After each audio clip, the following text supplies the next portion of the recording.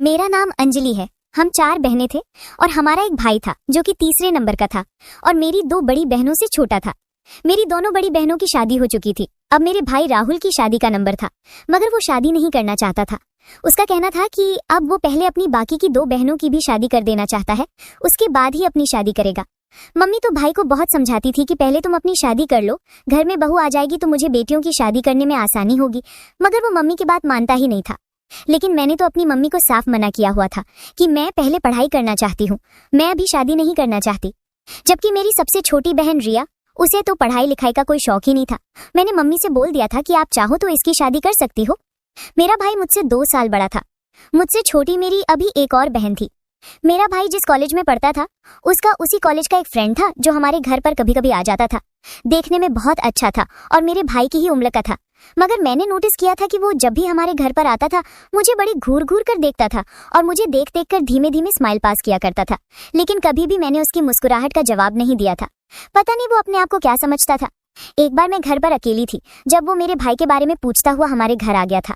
मुझे ऐसा लग रहा था जैसे वो मुझसे कोई बात करना चाहता है, लेकिन तभी मेरी मम्मी आ गई और वो घबरा गया था।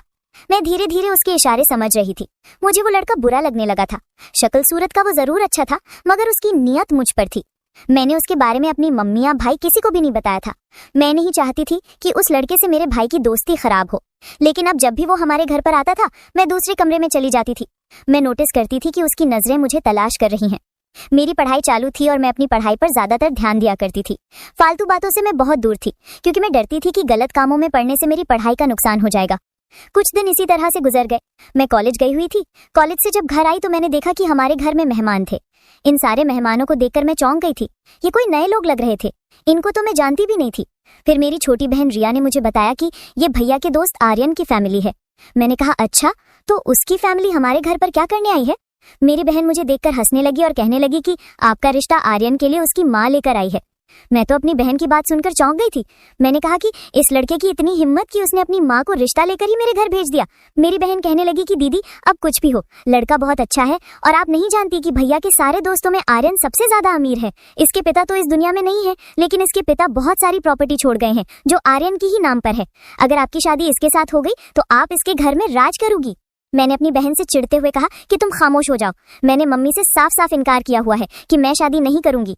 मुझे अभी अपनी पढ़ाई कंप्लीट करनी है और उसके बाद जॉब भी करनी है। हम मिडिल क्लास लोग हैं और फिर हमारे सर पर तो पिता का भी साया नहीं है, सिर्फ एक भाई है। उसी की कमाई से हम लोग अपनी जिंदगी गुजार रहे हैं। आखिर हम कब तक अपने भाई पर बोझ बनते रहेंगे? मैं जॉब करके अपने भाई के साथ इस घर को चलाना चाहती हूँ। मुझे पूरी उम्मीद है कि मम्मी इस रिश्ते से इनकार कर देंगी। मेरी बात सुनकर मेरी बहन कहने लगी कि पहले आप इन लोगों को जाने तो दो, उसके बाद देखते हैं कि क्या होता है। मैं फ्रेश होने के लिए चली गई थी। हमारे घर पर लगभग 2 घंटे बैठने के बाद वो लोग चले गए थे। थोड़ी ही देर गुजरी थी कि मेरी मम्मी कमरे के अंदर आई और कहने लगी कि तुम बहुत भाग्यशाली हो अंजलि। तुम्हें पता है तुम्हारा रिश्ता कहाँ से आया है? आर्यन के घर से। आर्यन ने अपनी माँ और बहन को तुम्हारा रिश्ता लेकर भेजा है। उसने तुम्हें खुद पसंद किया है और देखो, इतने बड़े लोग हमारे घर खुद चलकर तुम्हारा हाथ मांगने आए हैं। तुम नहीं जानती कि उसकी माँ को तो किसी के घर जाने की फुर्सत भी नहीं होती। वो हम जैसे गरीब लोगों के यहाँ अपने बेटे की ख्वाहिश पर खुद चलकर आए हैं। मैंने लड़के वालों को हाँ कर दी है, क्योंकि मुझे तो आर्यन के अंदर कोई कमी नहीं लगी। इतना अमीर है, उसका पिता मरने से पहले अपनी सारी प्रॉपर्टी उसके नाम करके गया है। तुम वहां पर कितनी खुश रहोगी? मैंने अपनी मम्मी से कहा कि आपने उन लोगों को रिश्ते के लिए हाँ भी कर दिया? तो मेरी मम्मी कहने लगी कि हाँ, मैंने हाँ करने में बिल्कुल भी देर नहीं की, क्योंकि ऐसा रिश्ता तो किस्मत वाली लड़कियों के लिए आता है। पता है, लड़की की माँ और बहन ने तुम्हें देखा भी नहीं है। उनका कहना था कि हमारे बेटे ने जिस लड़की को पसंद किया है वो जरूर अच्छी ही होगी। हमने फिर भी उन्हें तुम्हारी फोटो दिखा दी थी। लेकिन तुम कॉलेज से कब आई? मुझे पता होता तो मैं तुम्हारा सामना उनसे जरूर करवाती। अगले हफ्ते वो लोग शादी की डेट फिक्स करने आएंगे।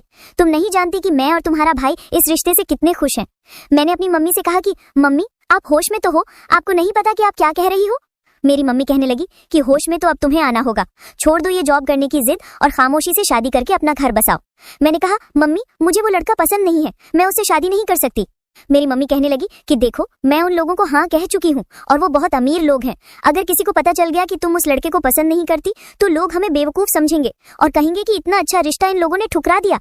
आर्यन बहुत अच्छा लड़का है, बस एक बार उसकी पढ़ाई कंप्लीट हो जाए, उसके बाद वो अपना बिजनेस संभालेगा और फिर उसका पिता मरने से पहले इतनी सारी प्रॉपर्टी उसके लिए ही तो छोड़ कर गया है कि उसे बिजनेस संभालने की जरूरत ही नहीं है।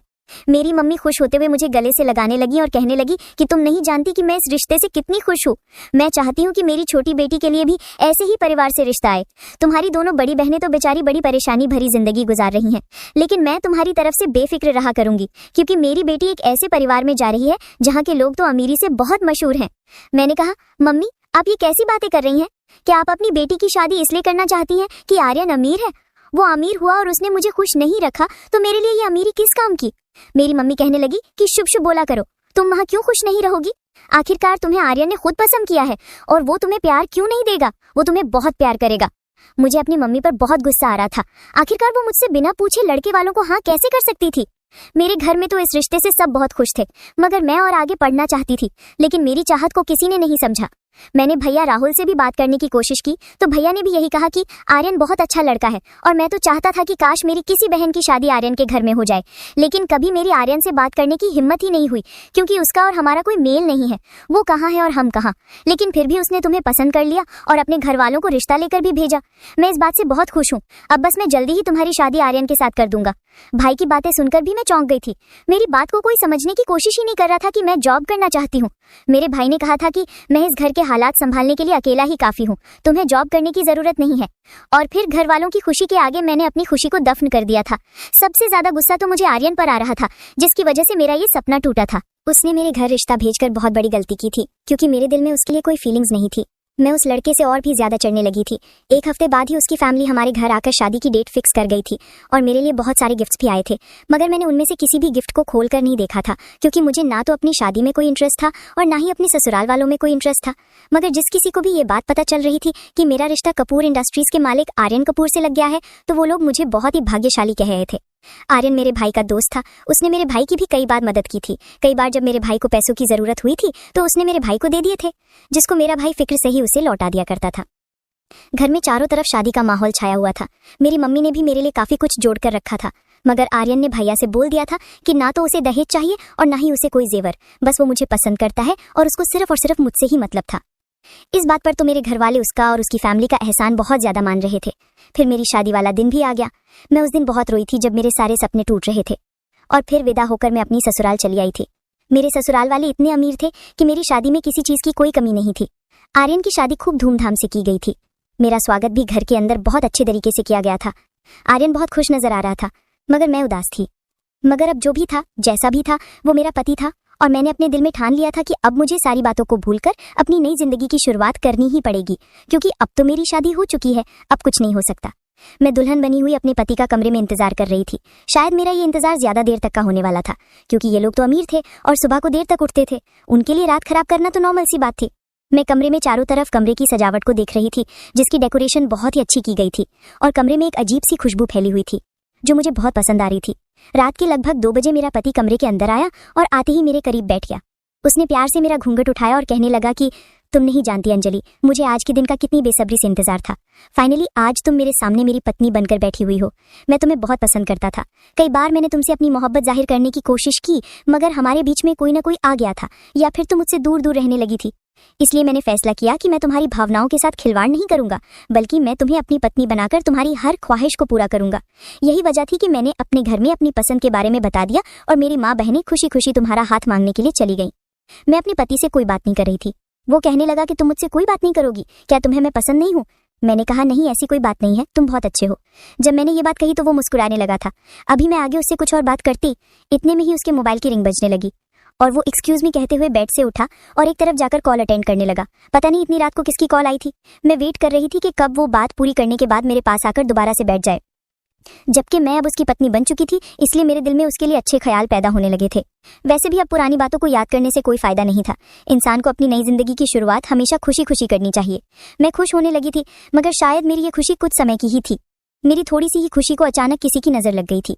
कॉल पर बात करने के बाद मेरा पति मेरे पास आया और कहने लगा कि सॉरी अंजलि, तुम्हें थोड़ी देर और वेट करना होगा। मेरा एक दोस्त अमेरिका से मेरी शादी अटेंड करने के लिए आया है। वो तो आज सुबह ही आने वाला था, मगर उसकी फ्लाइट देर से लैंड हुई, इसलिए उसे आने में इतना टाइम लग गया और बेचारे को मेरी शादी भी नहीं मिली। वो यहाँ किसी को ज्यादा जानता भी नहीं है, इसलिए मैं उसे लेने के लिए एयरपोर्ट जा रहा हूँ। मेरे अलावा ये काम कोई और नहीं कर सकता। बस मुझे 1 घंटा लगेगा, तुम मेरा इंतजार करो, मैं अभी आ जाऊंगा। और फिर मैं तुम्हारा मुंह दिखाई का गिफ्ट भी लाना भूल गया था, वो मम्मी के पास रखा हुआ है, मैं उनसे लेना भूल गया था। अगर तुम्हें कोई प्रॉब्लम ना हो तो मैं जाऊं?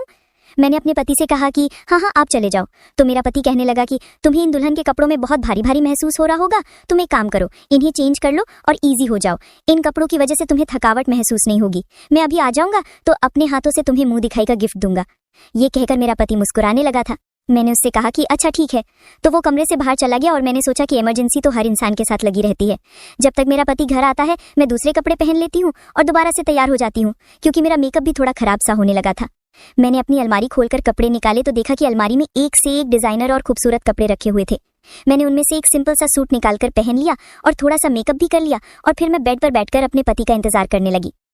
जब बेड पर बैठे बैठे थक गई तो इधर उधर टहलने लगी। 1 घंटे से भी ज्यादा हो गया था मगर मेरा पति अभी तक वापस नहीं आया था। जब मैं टहलते टहलते थक गई तो बिस्तर पर लेटने लगी। सोचा कि आराम कर लेती हूँ, लेकिन अचानक मुझे शोर की आवाज सुनाई दी। ये शोर कैसा था मेरी कुछ समझ नहीं आ रहा था। ऐसा लग रहा था जैसे बहुत सारे लोग इकट्ठा हैं और रोने की आवाज आ रही है। मैं घबरा गई थी। तभी अचानक कमरे का दरवाजा खुला और मेरी नंद कमरे के अंदर आई और रोते हुए मुझसे लिपट गई। कहने लगी भाभी, भैया, ये कहकर वो जोर जोर से रोने लगी। मैं उसके रोने का मतलब नहीं समझ पाई थी। मैंने उससे कहा क्या हुआ है, तुम क्यों रो रही हो? तो उसने बताया कि भाभी आपको नहीं पता कि भैया इस दुनिया से जा चुके हैं। उसकी अचानक बात सुनकर मैं शॉक्ड रह गई थी। मैंने कहा क्या कह रही हो तुम? वो तो अपने दोस्त को लेने गए हुए हैं। तो मेरी नंद कहने लगी कि नहीं भाभी, भैया का रास्ते में अचानक एक्सीडेंट हो गया और वो मौके पर ही इस दुनिया को छोड़कर चले गए। भैया को अस्पताल ले जाया गया था मगर डॉक्टर ने उन्हें मृत घोषित कर दिया था। आप नीचे चलिए, सब लोग आपको बुला रहे हैं। अपनी नंद की बात सुनकर तो मेरे पैरों तले से जमीन निकल गई थी और मैं खड़ी की खड़ी रह गई थी। मुझे अपने कानों पर विश्वास नहीं हो रहा था। मेरी नंद मेरा हाथ पकड़कर मुझे नीचे ले गई। मैं नीचे गई तो देखा कि सफेद चादर में लिपटा हुआ एक शव जमीन पर रखा हुआ था और उसके आसपास काफी सारे लोग इकट्ठा थे। मेरी सास और मेरे पति के भाई और उसकी बहनें बुरी तरह से रो रहे थे। मुझे तो यकीन ही नहीं आ रहा था कि जो इंसान अभी कुछ समय पहले मुझसे बातचीत करके गया था वो अचानक कैसे मर सकता है। मैंने तो रोना शुरू कर दिया था। मुझे लग रहा था कि मेरी जिंदगी उजड़ गई। मैं अभी अभी ही तो सुहागन बनी थी और अब मैं विधवा भी बन चुकी थी। मेरी सास मुझे अपने पास बिठाकर लिपट कर रो रही थी और कह रही थी कि देखो तुम्हारा पति इस दुनिया को छोड़कर चला गया है। मेरे घर वाले भी आ गए थे और मेरे भाई राहुल का भी रो रो कर बुरा हाल था क्योंकि उसका दोस्त इस दुनिया से जा चुका था। वो दिन मेरी जिंदगी का सबसे खतरनाक दिन था। आर्यन का चेहरा बार बार मेरी आंखों से नहीं जा रहा था। मैं रोते रोते बेहोश हो गई थी और आर्यन के शव का अंतिम संस्कार कर दिया गया था। मेरी मम्मी भी मुझे देख देख कर बहुत रो रही थी। कह रही थी कि मेरी बेटी को उसकी जिंदगी में खुशियां मिलने वाली थी, लेकिन सोचा नहीं था कि उसे इतना बड़ा दुख मिल जाएगा।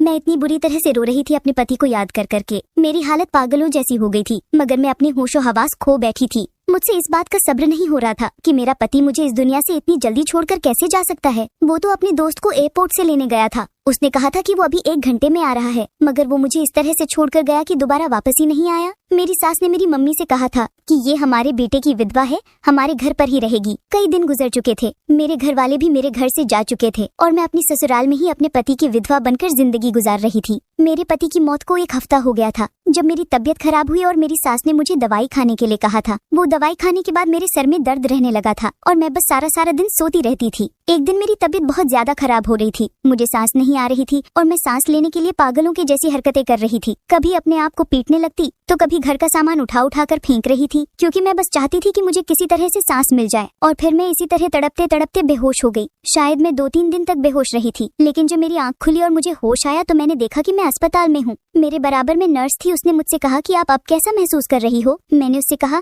मैं ठीक हूँ। वो कहने लगी कि 1-2 दिन बाद तुम और अच्छी तरह से ठीक हो जाओगी, उसके बाद तुम्हें तुम्हारे कमरे में भेज दिया जाएगा। उसकी बात सुनकर मैं चौंक गई और कहने लगी कि कौन से कमरे में भेज दिया जाएगा और मेरी फैमिली कहाँ है, मुझे क्या हुआ था? तो वो कहने लगी कि पागल खाने में तो पागल लोग ही आते हैं, अब उनके साथ पूरा परिवार तो चलकर नहीं आता ना। मैंने शॉक्ड होते हुए कहा क्या, कौन सा पागल खाना? तो वो नर्स कहने लगी अरे मैडम, यही पागल खाना जहाँ पर तुम एडमिट हो। हमारे अस्पताल में पागल मरीजों को यहाँ पर रखा जाता है और उनका ट्रीटमेंट किया जाता है। मैं कहने लगी लेकिन मैं तो पागल नहीं हूँ। तो वो नर्स मेरी बात सुनकर जोर जोर से हंसने लगी और बोली हर पागल इंसान यही कहता है कि मैं पागल नहीं हूँ। वो ये बात कहती हुई और हंसती हुई आगे बढ़ गई थी, मगर मैंने इधर उधर देखा तो बहुत सारे पेशेंट बेड पर लेटे हुए थे और अजीब अजीब सी हरकतें कर रहे थे। मैं ये देखकर हैरान रह गई थी कि मैं सच में एक पागल खाने में थी। मैं यहाँ कैसे आ सकती हूँ जबकि मैं पागल नहीं हूँ? सोच सोच कर दिमाग दर्द करने लगा था और मैं जोर जोर से चिल्ला रही थी कि मुझे जाने दो, मैं पागल नहीं हूँ। मेरी हालत बहुत खराब हो गई थी। मुझे अजीब अजीब तरह की दवाइयाँ दी जा रही थी, जिससे मुझे अपना होश नहीं रहता था और मैं बेसुध सी बस एक तरफ पड़ी रहती थी।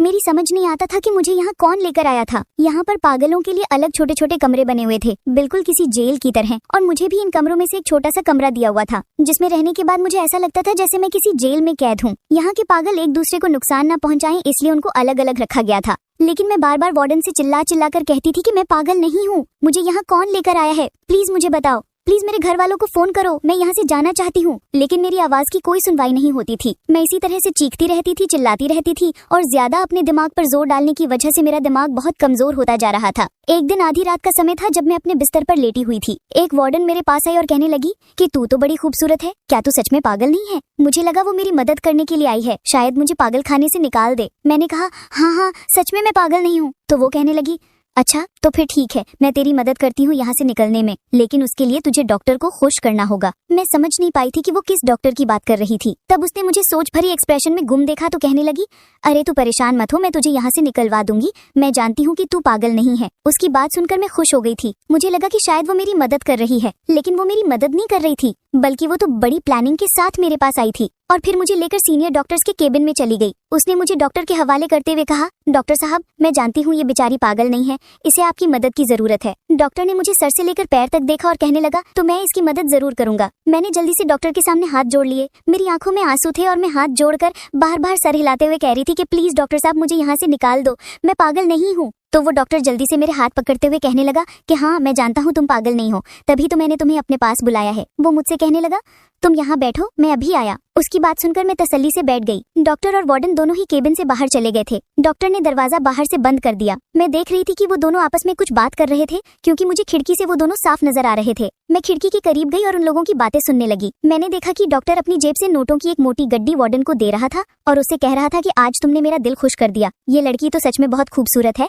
अब तुम जा सकती हो। मेरी समझ नहीं आया था कि आखिर ये सब क्या हो रहा था। मैंने देखा कि डॉक्टर पलटकर कमरे की तरफ आ रहा था। मैं फौरन चेयर पर जाकर बैठ गई। डॉक्टर केबिन के अंदर आते ही दरवाजा अंदर से बंद करने लगा। मैं डॉक्टर को देखकर खड़ी हो गई थी और कहने लगी डॉक्टर साहब आप दरवाजा क्यों बंद कर रहे हैं? तो वो मेरे पास आया और कहने लगा कि अरे घबराने की जरूरत नहीं है, बस मैं तुम्हारी मदद करना चाहता हूँ। वो ये बात कहते हुए धीरे धीरे मेरे करीब आ रहा था और मुझे छू रहा था। मैंने उसे धक्का दिया तो वो पीछे की तरफ गिरने से बचा था। उसने मेरे मुंह पर एक जोरदार थप्पड़ मार दिया और कहने लगा कि तुम्हारी खूबसूरती के काफी सारे पैसे वार्डन को देकर आ रहा हूँ, अब ज्यादा नखरे दिखाने की जरूरत नहीं है, ना शोर मचाने की जरूरत है। मैंने कहा तो तुम लोग यहाँ मासूम लड़कियों के साथ ये सब कुछ करते हो? तो वो कहने लगा हाँ ऐसा ही समझ लो, बस अब तुम्हारी बारी है। उसने मेरे लाख गिड़गिड़ाने के बावजूद भी मेरी इज्जत के साथ खिलवाड़ किया और फिर उसने मुझे ऐसा इंजेक्शन लगाया जिसके लगने के बाद मैं अपने आप में बहुत कमजोरी महसूस कर रही थी और मेरी आवाज तक नहीं निकल रही थी। शायद वो इंजेक्शन वीकनेस का था, जिसकी वजह से मैं कमजोर पड़ जाऊं और किसी को कुछ न बता पाऊं और ना ही यहाँ से भाग पाऊं। मुझे मेरे कमरे में भिजवा दिया गया था। मैं बस अपने बिस्तर पर लेटी हुई थी और मेरी आंख कान खुले हुए थे। मुझे सब दिख सकता था, मैं सब सुन सकती थी, लेकिन मैं उठकर कुछ नहीं कर सकती थी। मुझे अपनी जिंदगी बुरी लगने लगी थी। मैं पागल नहीं थी, लेकिन इन अस्पताल के लोगों ने मुझे सच में पागल बना दिया था। लेकिन सबसे ज्यादा सोचने वाली बात ये थी कि मुझे यहाँ पर लेकर कौन आया था। मैं तो अपने ससुराल में थी। मैंने सोच लिया था कि जैसे ही मुझे महसूस होगा कि मैं ठीक होने लगी हूँ तो मुझे कुछ ना कुछ करके यहाँ से भागना ही होगा, मगर यहाँ सख्त पहरा था, मैं कुछ भी करके भाग नहीं सकती थी। आज रात फिर से मुझे वार्डन डॉक्टर के पास ले जाने के लिए आई थी। मैंने उसे कई बार मना किया, लेकिन मेरे मना करने के बावजूद भी मेरे साथ वही सब कुछ हुआ जो पहले डॉक्टर कर चुका था। कई दिन इसी तरह से गुजर गए थे। मुझे 2 दिन से डॉक्टर के पास जाना नहीं पड़ रहा था। शायद डॉक्टर कहीं बाहर गया हुआ था। मेरे पास ये मौका अच्छा था यहाँ से भागने का, क्योंकि जब डॉक्टर होता था तो मुझे वीकनेस वाला इंजेक्शन लगा दिया जाता था, जिसकी वजह से मैं कमजोरी की हालत में बिस्तर पर पड़ी रहती थी। लेकिन इन 2 दिनों में मैं अपने आप को ठीक महसूस कर रही थी, इसीलिए मैं खामोशी से छुपती छुपाती अस्पताल के दरवाजे तक पहुंच आई थी, मगर गेट पर गार्ड बैठा हुआ था। मुझे उससे बचकर निकलना था। पीछे से मुझे कोई आता हुआ नजर आया तो जल्दी से मैं एक कोने में छुप गई। मैंने देखा कि एक वार्ड बॉय था जो गार्ड से बातें कर रहा था। वो दोनों आपस में बातें करने में इतने बिजी थे कि मैं दरवाजा खोलकर खामोशी से वहां से निकल गई और फिर सारी रात मैं भटकती रही। रात के अंधेरे में मुझे एक जगह नजर आई। ये एक ढाबा था और इस समय बंद था, क्योंकि इस समय रात के 4 बज रहे थे। मैं यहाँ ढाबे के बाहरी जमीन पर लेट गई थी और फिर मुझे नींद आ गई। सुबह जब ढाबे का मालिक आया तो पूछने लगा कि तुम कौन हो। मैं बहुत बुरी कंडीशन में थी। मैंने 2 दिन से कुछ नहीं खाया था, मेरी आवाज तक नहीं निकल रही थी। मेरी हालत इतनी खराब हो चुकी थी कि मेरे बाल बाल बिखरे हुए थे और चेहरा भी बहुत गंदा हो रहा था। वो आदमी समझ तो गया था कि मैं किसी अस्पताल की पेशेंट हूँ, क्योंकि मैंने पागल खाने की ड्रेस पहनी हुई थी। वो कहने लगा कि कहाँ से आई हो। मैंने उसे नहीं बताया कि मैं पागल खाने से भाग कर आई हूँ। मैंने कहा कि साहब, मुझे कुछ खाने को दे दो, मैं कई दिन से भूखी हूँ। मेरी बात सुनकर उस ढाबे के मालिक को लगा कि मैं भीख मांगती हूँ, इसलिए उसने मुझे खाना दे दिया। लेकिन मैं वहाँ से कहीं नहीं गई। मुझे वहाँ से वो भगाता रहा क्योंकि उसके कस्टमर आना शुरू हो गए थे। मैं जैसे तैसे चलती हुई अपनी मम्मी के घर आ गई थी। मैंने अपना हुलिया और ज्यादा खराब कर लिया था ताकि मुझे कोई पहचान ना सके, मगर मैं जानती थी कि मैं अब अपने घर जाऊंगी तो मेरे घर वाले मुझे जरूर पहचान जाएंगे। मैं जैसे ही अपनी मम्मी के घर गई तो ये देखकर मैंने रोना शुरू कर दिया कि वहां पर ताला लगा हुआ था और मैं बड़ी उम्मीद से और मुश्किल से यहाँ तक पहुंची थी। मैं सुबह से रात तक वहां अपने घर वालों का इंतजार करती रही। शायद वो लोग कहीं चले गए होंगे, लेकिन उन्हें अब तक आ जाना चाहिए। वो लोग अब तक आए क्यों नहीं? मैं बस यही उम्मीद लगाए हुए घर के आसपास ही टहल रही थी, मगर वहां कोई भी नहीं आया। मैंने आसपास के लोगों से पूछा तो उन्होंने बताया कि ये लोग तो अपनी बेटी के पागल होने के बाद ये शहर ही छोड़कर चले गए। सुना है कि कहीं और रह रहे हैं। हमारे पड़ोस की औरत मुझे पहचान नहीं सकी थी क्योंकि मेरी हालत बिल्कुल किसी भीख मांगने वाली औरत के जैसी हो रही थी। सुबह से मुझे रात हो गई थी अपने घर के आगे खड़े हुए, और फिर मैं वापस उसी ढाबे पर आ गई जहां पर मैं कल रात ठहरी थी। पूरा दिन गुजर गया था, मैं भूखी प्यासी थी। मुझे लगा कि मैं उसी ढाबे पर जाऊंगी तो जरूर ढाबे का मालिक मुझे फिर से खाने को कुछ दे देगा। मुझे अपनी जिंदगी बुरी लगने लगी थी। मेरा मन कर रहा था कि मैं अपनी जान ले लूं, मगर अब जान लेने से कोई फायदा नहीं था क्योंकि मेरे तो आगे पीछे रोने वाला भी कोई नहीं बचा था। मैं बड़ी मुश्किल से ढाबे तक आ गई थी और फिर वहां आने के बाद वहां के मालिक से हाथ जोड़कर कहने लगी कि मुझे खाना दे दो, और उसे बताया कि मेरे आगे पीछे कोई नहीं है। मैं यहाँ तुम्हारे ढाबे के पीछे ही जमीन पर लेटकर सोया करूंगी। मुझे यहाँ से भगाना मत। मेरा यहाँ के अलावा कोई और ठिकाना नहीं है। मेरी वजह से तुम्हारे कस्टमर को कोई परेशानी नहीं होगी। वो मालिक बहुत दयालु था। उसने कहा चलो ठीक है, मैं सिर्फ तुम्हें खाना दे सकता हूँ, इतनी ही मदद कर सकता हूँ, इसके अलावा और कुछ नहीं कर सकता। मैंने कहा कि आपका बहुत बहुत शुक्रिया, मेरे लिए यही बहुत है। रात का टाइम हो गया था और मैं ढाबे के पीछे ही जमीन पर लेट गई थी। कुत्तों के भौंकने की आवाज से मुझे डर लग रहा था क्योंकि आज पहली बार मैं खुले आसमान के नीचे सो रही थी। मेरे सर पर कोई छत नहीं थी। कल तो मुझे थकान की वजह से नींद आ गई थी, मगर आज मुझे इस अकेलेपन और सुनसान इलाके से बहुत डर लग रहा था। मैं बुरी तरह से लेटे हुए रोने लगी, मगर उठकर बैठ गई और अपने चेहरे पर हाथ रख लिया और ना जाने क्या क्या सोच रही थी। तभी अचानक पीछे से किसी ने मेरे कंधे पर हाथ रखा। मैंने जैसे ही पलट कर देखा तो पीछे एक भीख मांगने वाला आदमी खड़ा हुआ था। मैं उसे देखकर डर गई। उसके चेहरे पर सफेद रंग की दाढ़ी मूंछ थी और उसने फटे पुराने कपड़े पहने हुए थे। वो मुझसे कहने लगा कि मैं तुम्हारी सच्चाई जानता हूँ, मैं तुम्हें सहारा देना चाहता हूँ, क्या तुम मेरे साथ चलना चाहोगी? उस आदमी की बात सुनकर मुझे घबराहट महसूस होने लगी थी क्योंकि ये आदमी कोई फ्रॉड भी हो सकता है जो मुझे ले जाकर मेरे साथ कुछ गलत कर दे। लेकिन फिर मैंने सोचा कि मेरे साथ अब तक काफी गलत हो चुका है, ये आदमी भी इससे ज्यादा मेरे साथ क्या करेगा। मुझे सोचते हुए वो आदमी कहने लगा, क्या तुम मुझसे शादी करोगी? तुम बहुत खूबसूरत लड़की हो और तुम्हारी हालत देखकर लगता है कि तुम्हें वक्त ने बहुत सताया है। मैं तुम्हारा बहुत ख्याल रखूंगा, तुम्हें कभी किसी चीज की कमी नहीं होने दूंगा। बताओ, मुझसे शादी करोगी? मैंने उससे कहा कि दुनिया मुझे पागल समझती है और ये ढाबे वाला मालिक मुझे भीख मांगने वाली समझता है। क्या ये सब जानने के बावजूद भी तुम मुझसे शादी करने के लिए तैयार हो? तो वो कहने लगा कि मैंने कहा ना कि मैं तुम्हारी पूरी जिंदगी के बारे में जानता हूँ, तुम्हारे साथ क्या क्या हुआ और तुम किस तरह से पागल खाने पहुंची। मैं सब कुछ जानता हूँ, इसलिए तो तुम्हें शादी की ऑफर दे रहा हूँ। मैं कहने लगी, लेकिन तुम कौन हो? तो वो बोला कि ये समझ लो कि मैं भगवान का भेजा हुआ एक संत आदमी हूँ जो तुम्हारी मदद करने के लिए आया हूँ। मैंने अपने दिमाग में सोच विचार किया और उससे कहा कि अच्छा ठीक है, मैं तुमसे शादी करने के लिए तैयार हूँ। तो वो कहने लगा कि तुम्हें मेरे साथ मेरे घर चलना होगा क्योंकि मैं अपनी पत्नी को यहाँ बीच रास्ते में सुनसान जगह में अकेला नहीं छोड़ सकता। वो मुझे अपने साथ कुछ दूरी पर चलने के बाद एक घर में ले आया था। जैसे ही उसने घर का दरवाजा खोला और लाइट ऑन की तो ये देखकर मैं दंग रह गई थी कि इस घर में तो हर फैसिलिटी मौजूद है। ये तो एक मामूली सा भीख मांगने वाला आदमी लग रहा है, मगर इसके पास इतना अच्छा घर और घर में हर चीज मौजूद है, फिर भी ये भीख क्यों मांगता है? मैं ये सब कुछ सोच रही थी। जैसे ही मैंने पलटकर देखा तो वो आदमी अपनी दाढ़ी मूंछ निकाल रहा था। मैं उसको गौर से देख रही थी, लेकिन फिर अचानक मेरी चीख निकल गई जब उसका असली रूप मेरे सामने आया। मैं बेहोश होने से बची थी। उसने मुझे थाम लिया। ये इंसान कोई और नहीं बल्कि मेरा पति आर्यन था। मेरा पति तो मर चुका था, फिर ये कौन था? मेरे दिमाग में ढेरों सवाल घूम रहे थे। उसने कहा कि तुम्हें परेशान होने की जरूरत नहीं है, मैं तुम्हें सब कुछ बताता हूँ, मैं तुम्हारा पति ही हूँ। मैं उसे देखकर फूट फूट कर रोने लगी थी और उसके गले से लगकर कहने कहने लगी कि तुम कहाँ चले गए थे आर्यन। वो कहने लगा कि तुम तसल्ली से बैठो, मैं तुम्हें पूरी बात बताता हूँ। पहले उसने मुझे ठंडा पानी पिलाया और फिर मेरे हाथ में हाथ थामकर अपनी बात बतानी शुरू कर दी। उसने बताया कि मेरा एक दोस्त शादी वाले दिन अमेरिका से मेरी शादी अटेंड करने के लिए आने वाला था, पर वो नहीं आया। रात के समय जब उसकी कॉल आई तो उसने कहा कि मैं आ चुका हूँ, मुझे लेने के लिए आ जाओ।